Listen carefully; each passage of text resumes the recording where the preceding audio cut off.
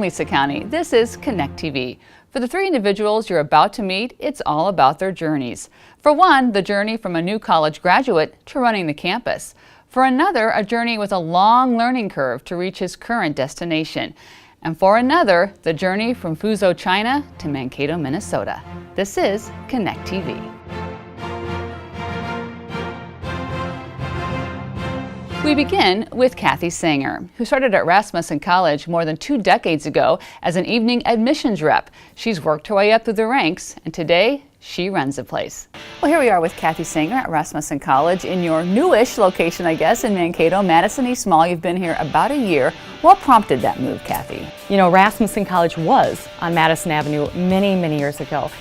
So it's kind of like coming back home, and we designed the space for our students. 10 years ago, we had a lot of students that were on campus taking lecture classes. Now we have a lot of our students online, and whose residential are all of our nursing students and our medical assisting students.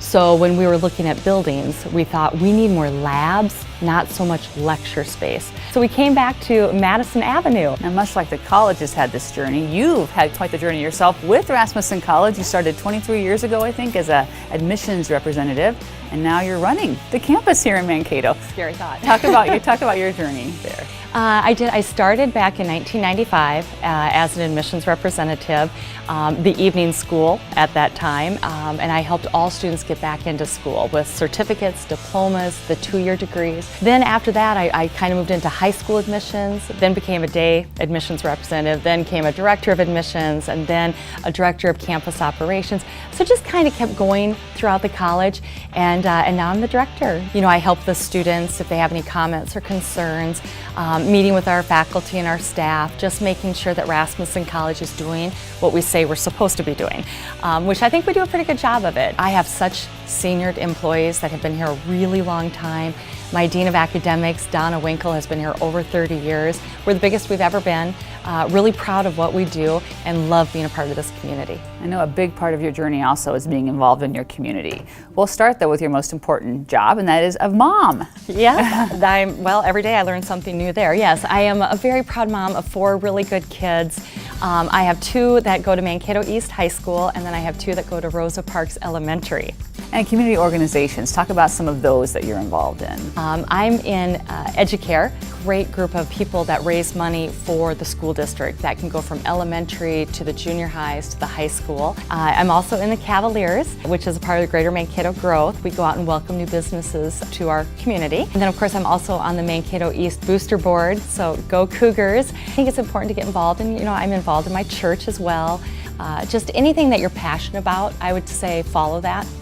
Now you've come a long way in the last 23 years. What's the next leg of your journey? You know, I've been here 23 years. Hopefully I will be here another 23 years. I love what I do, and I'm very fortunate about that. This is the first job I had out of college, and I hope I can retire here. That's my plan. And then just to see where my kids go. You know, hopefully I'm giving them good life lessons, and I think it'll be fun to sit back and see where they go with their life. And now an entrepreneur who admits his path has taken a lot of twists and turns. But Nathan Stolt of Tech Connect Plus says he's finally found his place. Well, here we are with Nathan Stolt of Tech Connect Plus in downtown Mankato. And Nathan, let's begin with the basics. Tell folks what Tech Connect Plus is.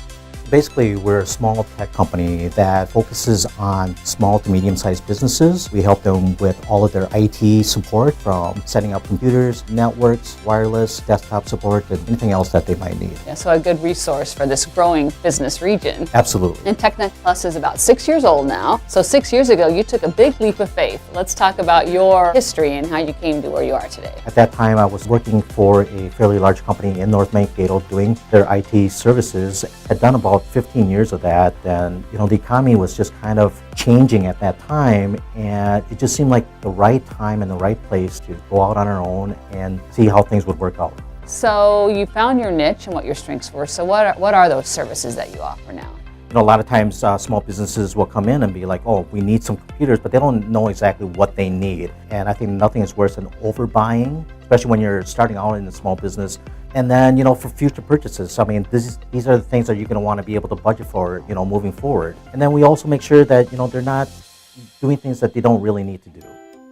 So you've moved several times now. What's in the future for Tech Connect Plus? Our biggest concern, I think, moving forward for the immediate future is to maintain our good relationships that we have with our current clients and then figure out how we're going to be able to continue that growth without getting out of our comfort zone. And if you could narrow down to 3 keys to success now that you're 6 years old, what would those be? Appreciate your clients. They're the ones that are keeping you in business. Don't be afraid of change, right? And don't be afraid to fail. Even though it may feel like a humongous failure at that time, you just got to pick yourself up and just be like, okay, we're going to work through this. And that's a huge accomplishment. And now a word from our content sponsor for this episode, Eide Bailly. Well, I'm here with Angie Ziegler at Eide Bailly. And Angie, I talk to many businesses and they all have a great passion for their product or service, but not necessarily a passion for running the financial side of their business. How can Eide Bailly's business outsourcing team help them? So if you're a business owner, we want to help you focus on what you're passionate about. The financial side of it, their payroll, W-2s, the day-to-day operations of their accounting, that we want to make sure that we can help them with that so that they can do what they love to do. Yeah. Now, a lot of accounting firms will offer what's called payroll services, but Eide Bailly really offers more than that. Correct. So at Eide Bailly, we offer advisory services, accounting coaching for small to mid-size that just need extra guidance. We offer 1099 reporting, W-2 reporting. And I've heard a lot about Eide Bailly's CFO and controller services. Talk about that. Yeah, so a lot of small, mid-sized companies, they don't have a position in their company with a controller or CFO, so we're offering this outsource so that we can come in to make sure that business owners are understanding where their money is going, making sure that they make sound business decisions. Okay, great. Where can people go to connect with Eide Bailly? You can go to eidebailly.com. If you go to services, business outsourcing, then you can find all the services that we offer.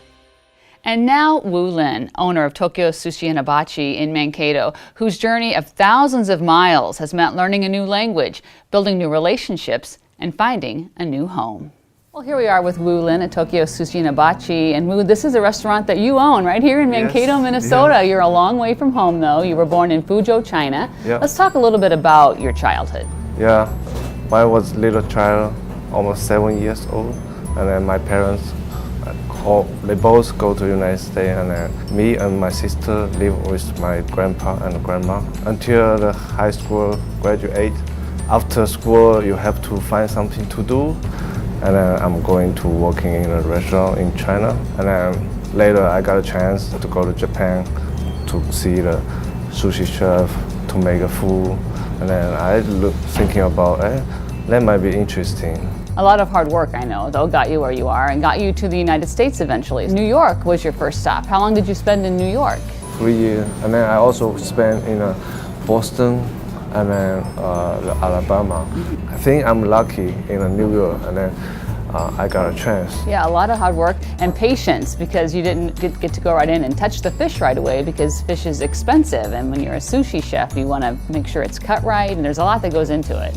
In the beginning, it's very tough. It's very tough. If you cut the wrong way, it tastes very chewy. So if you cut the right way, it will not taste chewy. So that's why they need you to get a lot of basic work, like a practice, and then they will give you a chance to touch the fish. So you lived in New York and Boston, which are large cities, and then you came to Mankato. What was your first impression? Yeah, so that's a lot of different. That's very big city, you know. In the Boston, in the New York, you know, people, they don't have time to help you because they are too busy to, you know. That's a lot of difference between a big city and a small town. That's why I like Mankato, and also the air is very fresh, you know.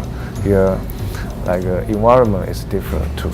So you made it here to Mankato, you'd learned sushi, you were learning English, you were learning how to run a business, and then I saw you studying over at a table for many months, and you were studying to become a US citizen, and that finally happened. Yeah, that's a very big thing in my life. For the citizen, I will focus in my life in the United States. I can do something. I don't need to think about some immigration. So the other reason is I can apply my family here. So right now is my daughter is already here, so I still waiting my wife. So that's another thing to do in my future. That's very exciting for me. Well, it's no secret that I love your food. You see me probably more times a week than we should admit on the show. But what's in the future for you now, do you think? I know getting your wife here is a priority, but what's next? I need to take care of the restaurant because I need to take care of the family. So So I still need to spend more time with my daughter. So that's another very important thing for the educate my daughter is very important thing. Keep going, never stop to learning the food. You wanna get some skill to make your life, and then to make your goal, you wanna do something, so you need to know something. Combine together, you got a chance to do something. We are lucky, and then people like it here. We just try to like a better and better. Yeah. 3 separate journeys landing in one destination, southern Minnesota. Thank you for joining us for Connect TV. We'll see you next time.